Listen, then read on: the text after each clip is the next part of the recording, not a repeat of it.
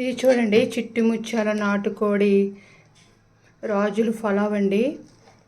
ఇది చాలాసార్లు ఈ నాటుకోడి రాజుల బిర్యానీ మేము చేసుకున్నామండి. మా ఆయనగారికి అయితే ఇది చాలా చాలా ఇష్టము.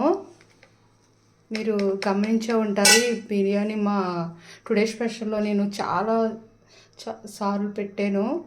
ఇప్పుడు ఇది చూడండి, ఉల్లి చట్నీ. ఇది కొంచెం గ్రేవీ కూడా తీసుకున్నామండి. గ్రేవీ అవసరం ఉండదు, అయిన గ్రేవీ లాస్ట్లో తినడానికి చూడండి. ఎమ్మి ఎమ్మి ఫ్రూట్ సలాడ్ అండి, కూల్గా.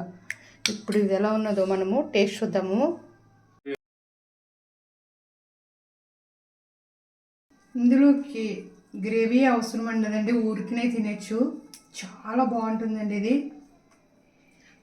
ఈ బిర్యానీ దమ్ బిర్యానీ లాగా ఉంటుంది, చిట్టుముచ్చాల రాజుల పలావ్ కూడా అలా ఉంటుంది. రెండు టేస్టులతో అద్దరిపోతుందండి.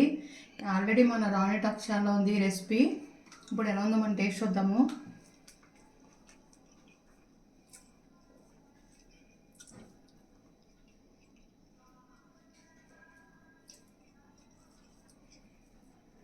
అద్దరిపోయిందండి.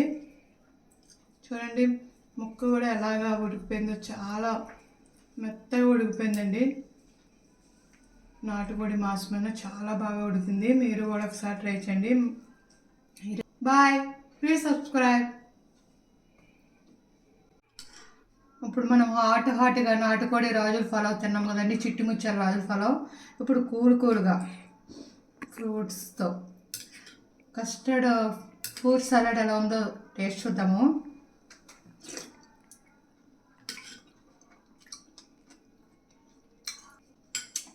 ఎమ్మిగా చాలా బాగుందండి. ఈ కస్టర్డ్ ఫ్రూట్ సలాడ్ కూడా మనం రాణి టాక్స్లో పెడతాను.